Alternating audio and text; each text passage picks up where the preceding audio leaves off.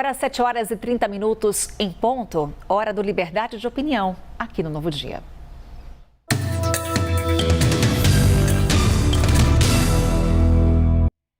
É assim, todas as terças e quintas, a partir das 7h30, temos Hélio Beltrão e Alessandro Soares comentando as principais notícias do Brasil e do mundo. Assuntos de hoje: inquérito das fake news, reforma no judiciário e as declarações do presidente Lula sobre a guerra no Oriente Médio. Hoje começamos o nosso quadro com o nosso comentarista Hélio Beltrão. Tudo bom, Hélio? Bom dia. Bom dia, Carol. Bom dia, turma. Vamos lá, Hélio. Nosso primeiro assunto vem do Supremo Tribunal Federal.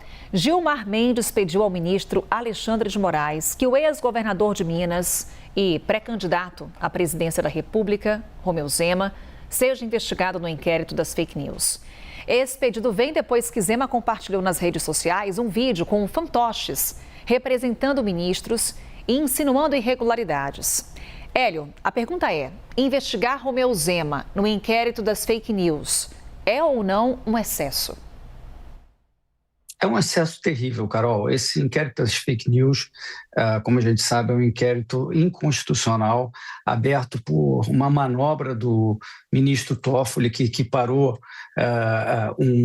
postagens em redes sociais a crimes cometidos dentro do Supremo Tribunal Federal.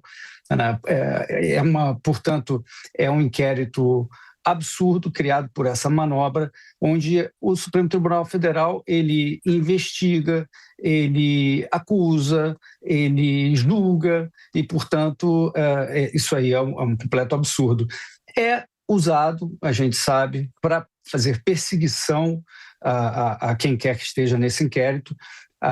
A gente sabe que é um inquérito secreto, é um inquérito que está aí há 7 anos de duração, é um inquérito que pega pessoas variadas, por motivos variados, ninguém sabe direito como funciona, é tudo feito em segredo, as punições são feitas em segredo, e a gente viu, inclusive, recentemente, mais uma dessas perseguições. A gente viu um jornalista do Maranhão que fez uma reportagem em que ele declara que o ministro Dino tem usado carros oficiais indevidamente, e ele, ao invés de ele ser julgado na primeira instância, né, por difamação, por calúnia, qualquer coisa desse tipo, não, o Supremo Tribunal Federal puxou esse caso para dentro do Supremo Tribunal Federal, para a instância superior do Supremo Tribunal Federal, e ele vai ter, então, ser julgado pelo Supremo, e se em caso de condenação, ele não vai ter nenhum recurso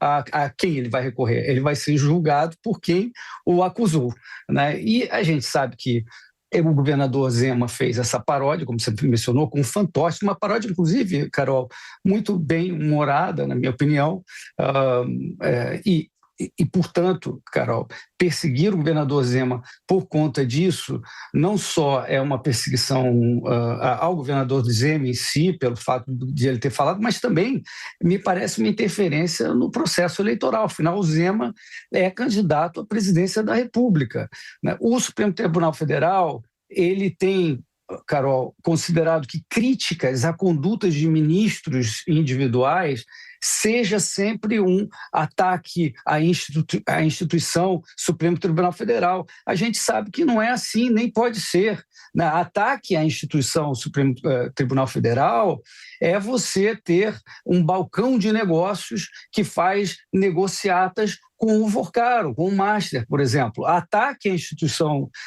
Supremo Tribunal Federal é você ter um contrato de 130 milhões de reais por escritório de familiar para prestar serviço advocatício ao Master. Isso sim é ataque à instituição federal. Críticas têm que ser permitidas, né? O ataque à instituição Supremo Tribunal Federal, você tem um inquérito ilegal e inconstitucional. A gente tem agora mais uma semana, então, sem explicações do Toffoli sobre essas negociatas com o fundo ligado ao Forcaro. A gente tem mais uma semana sem que o escritório da família de Moraes expliquem esse contrato onde eles receberam 80 milhões de reais, no total de 129 milhões. Eles vão querer proibir a sociedade de buscar explicações, eles vão querer que a sociedade se cale, né, a críticas ao Supremo Tribunal Federal. Essa coisa não pode acontecer, Carol. Ainda falando sobre o Supremo Tribunal Federal, Hélio, o ministro Flávio Dino defendeu, num artigo publicado no portal ICL Notícias, uma reforma do Poder Judiciário. Dino defende uma revisão das competências do Supremo e tribunais superiores e penas mais rigorosas para casos de corrupção envolvendo integrantes do Judiciário. O ministro, nesse artigo, ele critica o discurso de autocontenção defendido pelo presidente do Supremo, que quer emplacar um código de ética para a Suprema Corte. Hélio, diante da crise de imagem do STF, o que seria o ideal para a Corte? Um código de ética ou uma reforma? Carol, me parece um factoide criticar a autocontenção. O ministro Dino está fazendo uma série de sugestões e criticando a autocontenção. Ele fala sobre penas mais rigorosas para malfeitos de juízes ou quem quer que seja no judiciário, só que isso já está na lei, a gente sabe disso. O Brasil tem lei adoidado para punir malversação de recursos, condutas de abuso de autoridade, etc, etc, etc. Então, isso aí me parece um fogo de palha nesse sentido. Ele também propõe, Carol, uma revisão das competências dos tribunais superiores, e aí eu me preocupo pelo seguinte, porque será que isso não pode ser um jeitinho para legalizar aquilo que o Supremo Tribunal Federal já tem feito, que é extrapolar a sua competência de ser guardião da Constituição para legislar, para fazer política? Será que essa revisão das competências não pode ser usado para passar um pano e legalizar esse tipo de coisa que eles têm feito errado? Ele menciona também, a terceira coisa que me chamou a atenção, Carol, foram essas novas instâncias do judiciário. Novas instâncias, na verdade a gente já tem instâncias demais. A gente tem Justiça do Trabalho, a gente tem 4 instâncias recursais, vai até o Superior Tribunal de Justiça, Supremo Tribunal Federal. A gente sabe que as pessoas usam essas diversas instâncias para protelar as suas ações. Quer dizer, e isso, mais instâncias geram mais cargos, pode ser mais corrupção, mais feudos. Então, eu fico novamente com receio disso. E eu acho que não deveria ter nem autocontenção, nem essas ideias mirabolantes do ministro Dino. O que a gente deveria ter é o Supremo Tribunal Federal cumprindo com o seu papel, cumprindo a Constituição, e a gente podendo questionar quando a gente julgar que isso não esteja sendo feito de forma correta e não ser perseguido em inquérito secreto, como a gente mencionou agora há pouco. A gente sabe também, Carol, que no Congresso existem muitas ideias boas já circulando para reformar alguns pontos do judiciário, e é lá, e só lá no Congresso, que isso tem que ser discutido, não no Supremo Tribunal Federal. Por fim, Hélio, vamos falar sobre a guerra no Oriente Médio. Nós e o presidente Lula vem falando sobre esse assunto na viagem pela Europa. Nessa agenda internacional, Lula tem falado sobre o conflito com críticas a Donald Trump, ao Conselho de Segurança da ONU. Lula se referiu à guerra como maluquice e disse que não acredita que o Irã esteja preparando uma bomba atômica. Hélio, Lula erra ou acerta com essas declarações? Eu acho que ele erra feio, Carol. A gente sabe que o Irã está buscando a bomba atômica, todo mundo sabe disso, que está, inclusive, próximo a conseguir a bomba atômica. Segundo a Agência Internacional de Energia Atômica, que foi fundada no pós-guerra, o Irã já enriqueceu muito urânio a 60%, que é muito, mas muito acima dos 3% a 4% permitidos para fins pacíficos. A própria agência também diz que o estoque de urânio enriquecido do Irã, esse urânio enriquecido acima do limite, é 40 vezes maior que o permitido pelo acordo internacional e vem aumentando. Então, essa fala do Lula, ela é absurda do ponto de vista factual, mas também do ponto de vista político. Veja, o Lula aproveitou esses dias que ele está na Europa para dar espetada de todo tipo no Donald Trump. E não foi só essa que ele deu, não. Ele também criticou o bloqueio a Cuba, ele criticou a visão do Trump sobre imigração, ele criticou a postura do Trump nas redes. Ele incentivou, inclusive, o presidente da África do Sul a peitar o Trump e aparecer lá na reunião do G20. ele certamente deve ter um cálculo político nessas falas, né? O Trump não é propriamente amado na Europa e o Lula está buscando algum tipo de dividendo político com os europeus e tal, mas eu entendo que isso é um grande erro. Não sei se isso é ideia do Sidônio, do próprio Lula ou de conselheiros mais ideológicos aí. Eu imagino que ele tenha feito esse cálculo imaginando que ele vai recuperar alguma popularidade arrumando essa treta com o Trump, que é um cálculo muito arriscado, principalmente porque o Brasil se livrou do pior da questão das sanções, das tarifas, acabou ficando fora do radar do Trump. Então é muita irresponsabilidade, Carol, arriscar uma retaliação americana só para explorar essa velha estratégia de ser crítico dos Estados Unidos, crítico do Trump, etc. Ele deve ter gabaritado a lista do ChatGPT de tudo que ele poderia criticar do Trump. Só que a questão nuclear do Irã é gravíssima para o mundo todo, e especialmente sensível nos Estados Unidos. Alguém imagina, sinceramente, que o Trump vá deixar quieto? Eu acho muito difícil. E aí as consequências vão ser para todos os brasileiros. Nessa madrugada, Carol, a coisa já escalou um pouco, né, com o governo Trump removendo dos Estados Unidos o delegado da Polícia Federal envolvido no caso do Ramagem lá, e o Lula dobrou em cima, dizendo que os Estados Unidos abusam do Brasil. Carol, vamos ver como é que fica. Hélio Beltrão, nosso comentarista, aqui com a gente do Novo Dia. Hélio, obrigada. Até quinta-feira. Bom feriado. Até quinta, Carol. Bom feriado. E nós por aqui seguimos no Liberdade de Opinião, agora com o Alessandro Soares, também chegando para conversar com a gente. Tudo bom, Alessandro? Bom dia. Bom dia, Carol. Bom dia a todos. Vamos lá com os nossos 3 temas aqui, Alessandro. O nosso primeiro é o pedido do ministro Gilmar Mendes para que Romeu Zema seja investigado no inquérito das fake news. Em entrevista à CNN, o ex-governador de Minas e pré-candidato à presidência disse que ministros do Supremo Tribunal Federal querem calar críticas. E você, Alessandro, o que você pensa sobre isso? Incluir Zema nesse inquérito seria um excesso? Carol, o Supremo hoje tem um dilema, eu acho que um grupo de ministros, e eu coloco aí o ministro Gilmar, está dentro desse grupo, tem uma certa clareza, a gente pode até achar que está errado isso ou certo, mas tem uma clareza de que se eu tenho uma crítica legítima, tudo bem. Agora, se eu não tenho uma crítica legítima, se eu tenho um ataque à instituição num contexto de alta conflitividade e eu deixo que esse ataque institucional e ataque também à reputação dos ministros passe como uma crítica normal, isso significa que você está meio que assinando um recibo dizendo, olha, pode continuar.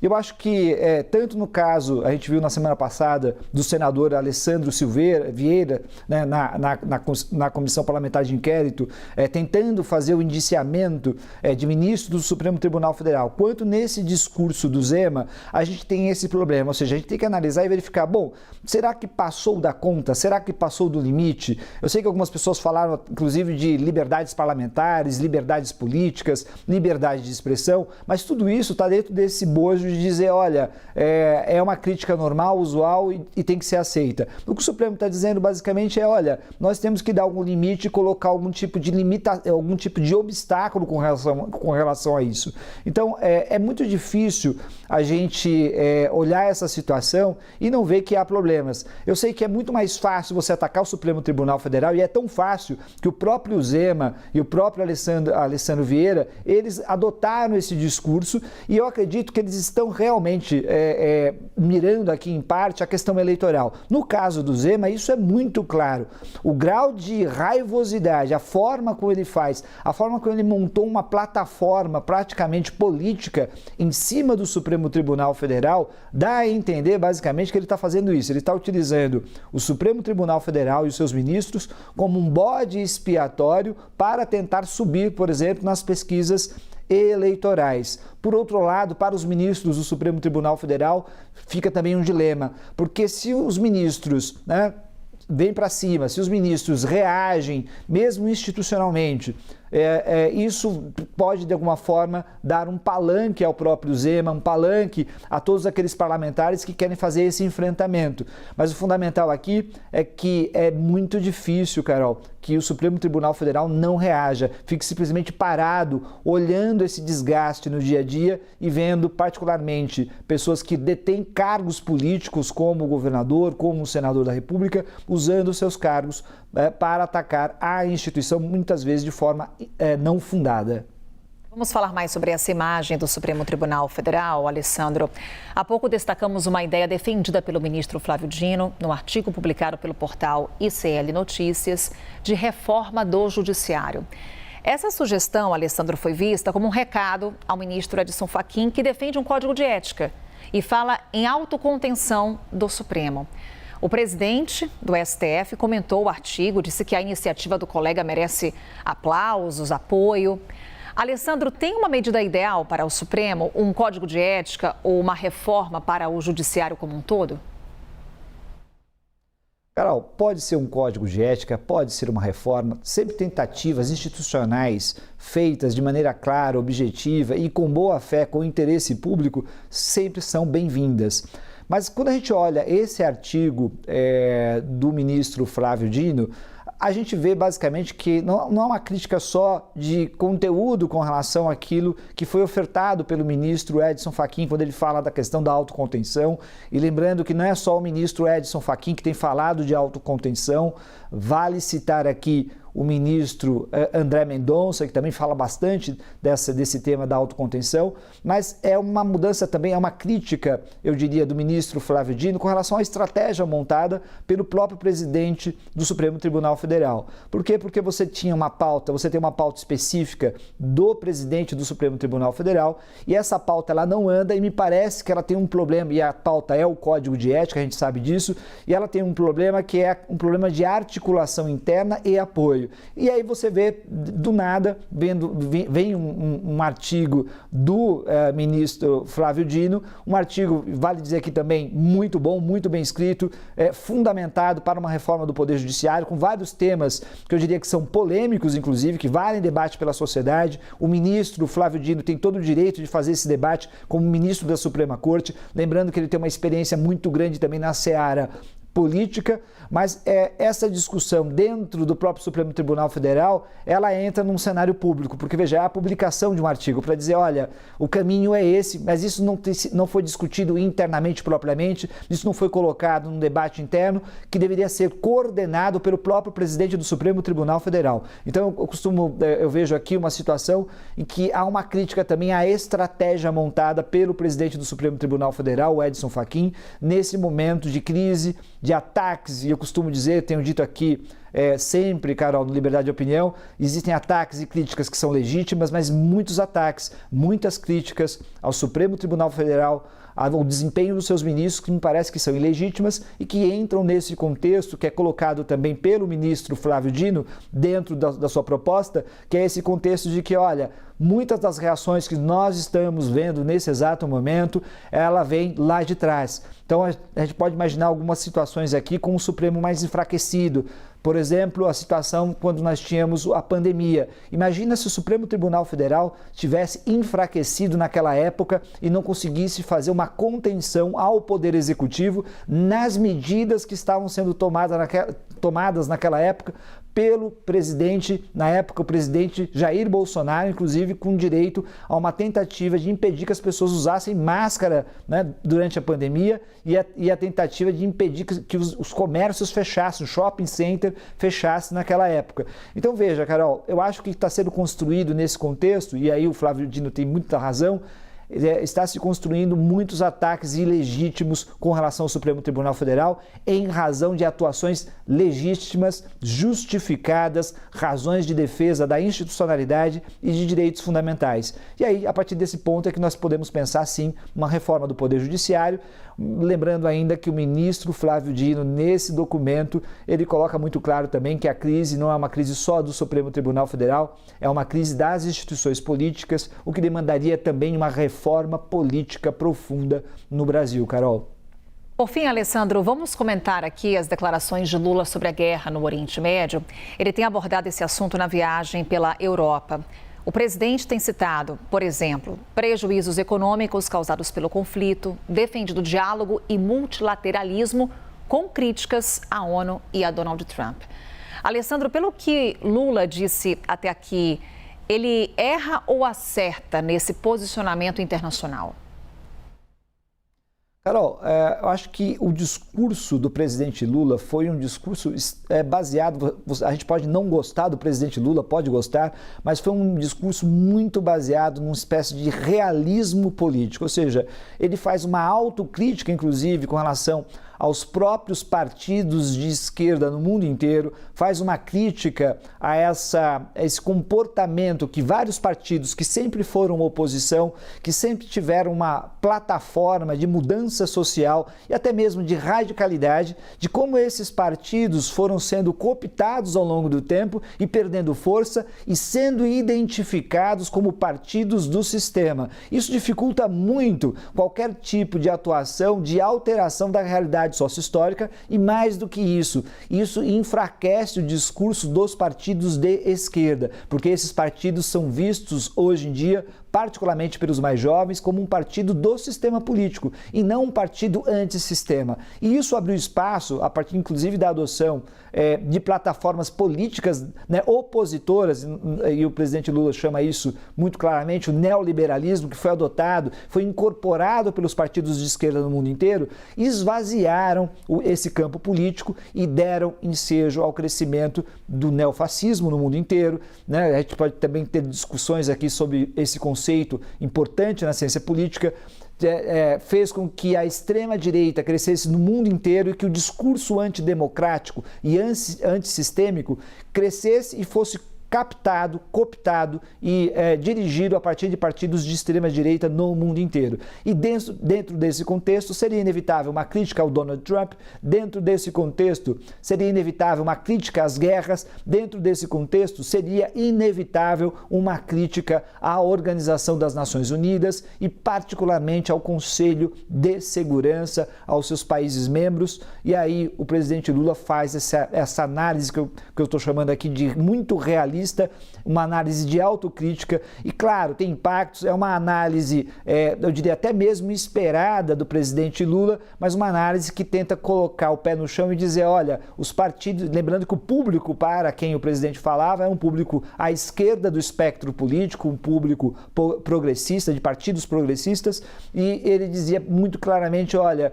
nós erramos, né? Há algo de errado, nós não estamos conseguindo reagir, ainda que haja melhoria aqui ou acolá. O fato fundamental é que a esquerda mundial no mundo inteiro falhou até esse momento e a grande dificuldade é encontrar caminhos para enfrentar e para garantir a democracia no mundo, dos direitos de cidadania e assim por diante. Então eu acho que foi uma fala importante com relação a isso. E no ponto do Irã com relação a guerra, eu acho que também retoma aqui, a gente sabe, a gente pode falar até de uma diferença. No passado, os presidentes tinham todo um trejeito, uma maneira de tentar criar um cenário para justificar guerras, eu diria um esforço grande para tentar garantir essa legitimidade, e hoje a gente tem um presidente dos Estados Unidos da América que mente continuamente. Então, quando o presidente Lula vem e diz, olha, estão mentindo sobre a questão do Irã, fica difícil a gente não acreditar, porque a gente tem o presidente Donald Trump